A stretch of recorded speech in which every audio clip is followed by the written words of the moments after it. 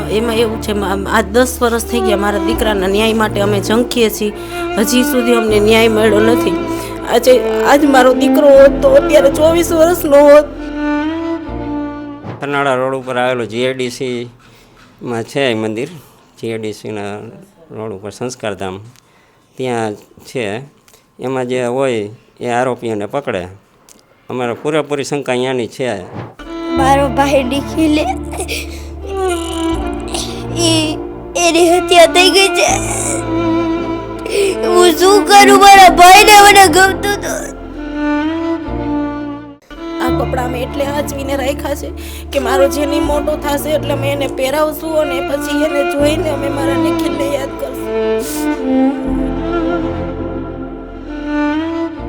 નમસ્કાર, આરઆર ગુજરાતમાં આપનું સ્વાગત છે અને હું છું રવિ ભડાણિયા.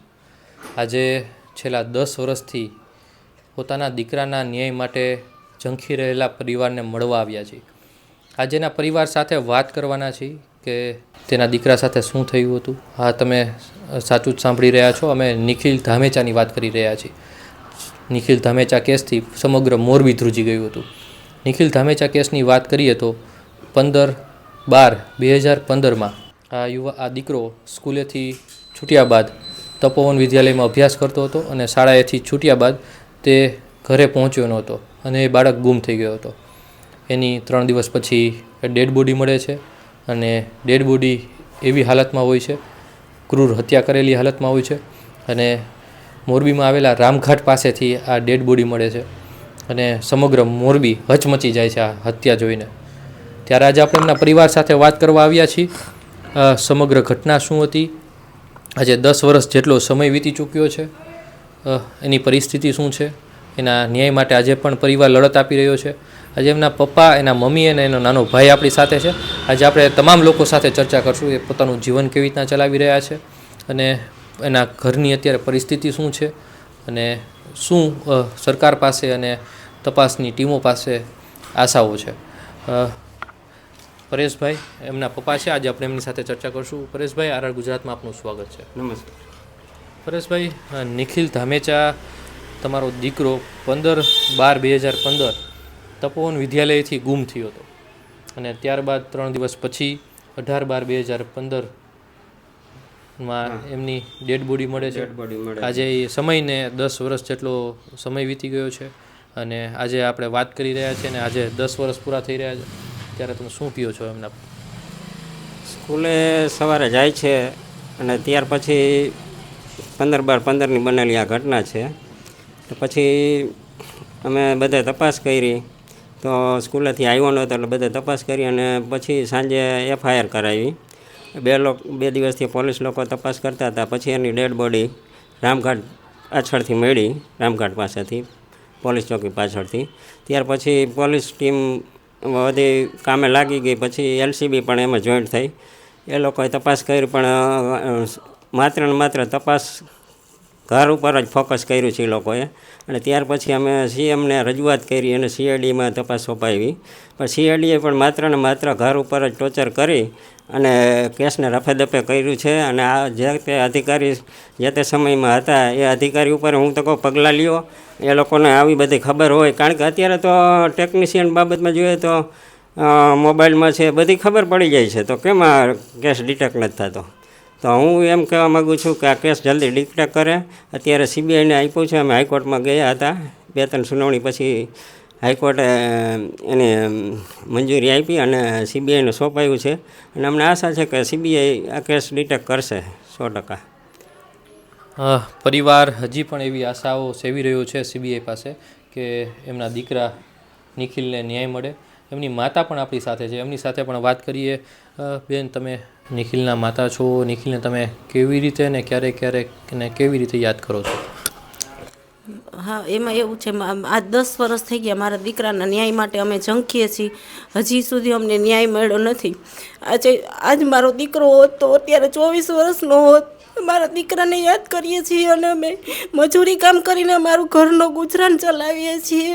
હજી અમે CBIમાં CIDમાં બધે કેસ અમે દાખલ કર્યો હતો અને એ બધાને તપાસની માંગ કરેલી છે. આટલા બધા અધિકારીઓ પાસે જે ગયેલા છીએ અમે અત્યારે અમે સીબીઆઈમાં કેસ સોંપેલો છે. અમને થોડો એવો વિશ્વાસ છે કે સીબીઆઈના અમારો દીકરાનો ન્યાય અપાવશે.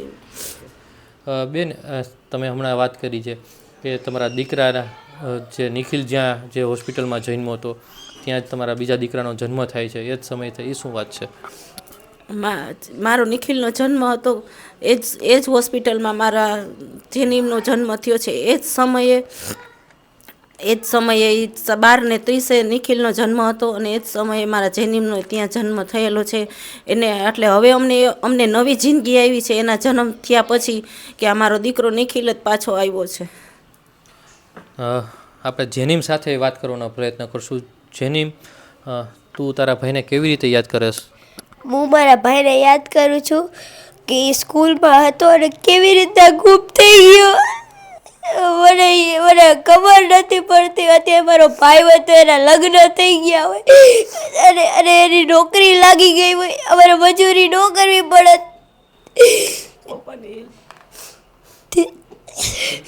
સીબીઆઈને તું શું કહીશ? હું સીબીઆઈને કહું છું કે તમે તપાસ કરો, મારા ભાઈને ન્યાય લાવો. આ દીકરો પણ અત્યારે હિબકે ને હિબકે રડી રહ્યો છે. મારા પણ રૂંવાટા ઊભા થઈ ગયા છે. એમના મમ્મી પાછા જશું.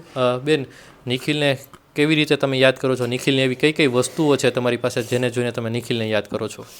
નિખિલને અમે યાદ કરીએ છીએ. નિખિલ અમારો બીજા જેનીમનો જન્મ થયો છે એ મારો નિખિલ જેવો જ છે. ભણવામાં હોશિયાર છે, બધું એનું બોલવા ચાલવાની સ્ટાઇલ બધી એના જેવી છે. અને એના કપડાં અમે સાચવીને રાખ્યા છે. આ કપડાં જોઈને અમે એને યાદ કરીએ છીએ. અમે એની બધી વસ્તુઓ જોઈને એને યાદ કરીએ છીએ. આ કપડાને લઈને તમે હમણાં વાત કરતા, શું વાત કરતા હતા? આ કપડાં અમે એટલે સાચવીને રાખ્યા છે કે મારો જેની મોટો થશે એટલે અમે એને પહેરાવશું અને પછી એને જોઈને અમે મારા નિખિલને યાદ કરશું. એમના પરિવારે નિખિલની તમામ વસ્તુઓ સાચવીને રાખી છે, એની બુકો સાચવીને રાખી છે. અને મારી પાસે અત્યારે તમે એક પુસ્તક જોઈ રહ્યા છો. એ પુસ્તક છે, એની બુક છે. એમાં ધામેચા નિખિલ પરેશભાઈ લખ્યું છે. 9th એમાં ભણતો હતો, એ ક્લાસમાં હતો અને એનો રોલ નંબર 9 હતો. એની બુક પણ આપણે જોઈ શકીએ છીએ. આ ગુજરાતીની એની બુક છે. ખૂબ સરસ રાઇટિંગ છે એમનું અને ભણવામાં પણ એના ગ્રેડ ઉપરથી જોઈ શકાય છે કે હોશિયાર હતો આ દીકરો. એમના અક્ષર પણ ખૂબ સારા હતા. આ પરિવાર આજે પણ એમની બધી વસ્તુઓ સાચવીને બેઠો છે અને એના દીકરા નિખિલને યાદ કરી રહ્યો છે. એના પપ્પાને પૂછીએ કે પરેશભાઈ, કઈ રીતે હવે તમને કોની ઉપર શંકા છે અને કઈ રીતે કામગીરી થઈ રહી છે અત્યારે, શું કહેશો? શંકા તો મંદિર ઉપર છે. મંદિરે જતો, કારણ કે સ્કૂલ, મંદિર અને ઘર સિવાય ક્યાંય હતું નહીં. તો ઘરમાં એ લોકોએ તપાસ કરી, સ્કૂલમાં તપાસ કરી, પણ મંદિરનું ઉપર છેલ્લી તપાસ થતી હતી પહેલાં. હવે સીબીઆઈ આવી છે એટલે અમને એમ લાગે છે કે એ બરાબર તપાસ કરે છે. અને હું એવું માનું છું કે આ જો ડિટેક્ટ થાય ને તો ગામના દરેક દીકરાના ન્યાય મળે એ માટેની આ લડત છે. કાલ સવારે બીજે આવું બનવું ન જોઈએ એ માટેની લડત છે. એટલે હું સરકારશ્રીને એ કહેવા માગું છું કે જલ્દીને જલ્દી આ ડિટેક્ટ કરે તો અમને પણ ખબર પડે કે કારણ શું. એ જ અમારી સાચી શ્રદ્ધાંજલિ છે. તો આ નિખિલનો પરિવાર હતો. એમના પપ્પાને પણ એવું કહી રહ્યા છે કે મારા દીકરાને જલ્દીથી ન્યાય મળશે. એને પણ સીબીઆઈ પાસે આશાઓ સેવી છે કે સીબીઆઈ અત્યારે જે તપાસ કરી રહી છે બહુ ખૂબ સારી દિશામાં તપાસ કરી રહી છે અને એક મંદિર પર શંકા કરી રહ્યા છે. એ કયું મંદિર છે અને ક્યાંનું મંદિર છે એની પણ આપણે વાત કરીએ. કયા મંદિરની તમે વાત કરી રહ્યા છો? સરનાળા રોડ ઉપર આવેલું જીઆઈડીસીમાં છે એ મંદિર. જીઆઈડીસીના રોડ ઉપર સંસ્કારધામ ત્યાં છે. એમાં જે હોય એ આરોપીઓને પકડે. અમારે પૂરેપૂરી શંકા અહીંયાની છે અને અહીંયા તપાસ ઉપર છેલ્લી થઈ છે. એ તપાસ બરાબર સીબીઆઈ કરે, બસ હું એ આશા રાખું છું જલ્દી ન્યાય અપાવે તો આ ગામના દરેક દીકરાને ન્યાય મળશે એવી આશા છે મને. એમનો પરિવાર પણ કહી રહ્યો છે કે અમને આ જગ્યાએ શંકા છે, ત્યાં સીબીઆઈ પણ તપાસ કરી રહી છે. સમગ્ર મોરબીને પણ એક આશા છે આ દીકરાને ન્યાય મળે. નિખિલ ધામેચા કેસને આજે પણ મોરબી ભૂલી નથી શક્યું. આજના જ દિવસે નિખિલ સ્કૂલેથી ગાયબ થયો હતો. આજથી 10 વર્ષ પહેલાં સ્કૂલેથી ગાયબ થયો હતો એના 3 દિવસ પછી તેની ડેડ બોડી મળે છે અને એકદમ ક્રૂર હત્યા કરેલી તેની ડેડ બોડીથી સમગ્ર મોરબી હલી જાય છે. આપણે પણ આશા રાખીએ કે એના પરિવારને જલ્દીથી ન્યાય મળે અને ગુનેગારોને કડકમાં કડક સજા મળે. ફરીથી મળીશું આવા એક વિષય સાથે. ત્યાં સુધી RR ગુજરાતને જોતા રહેજો અને અમને આપશો રજા. આભાર.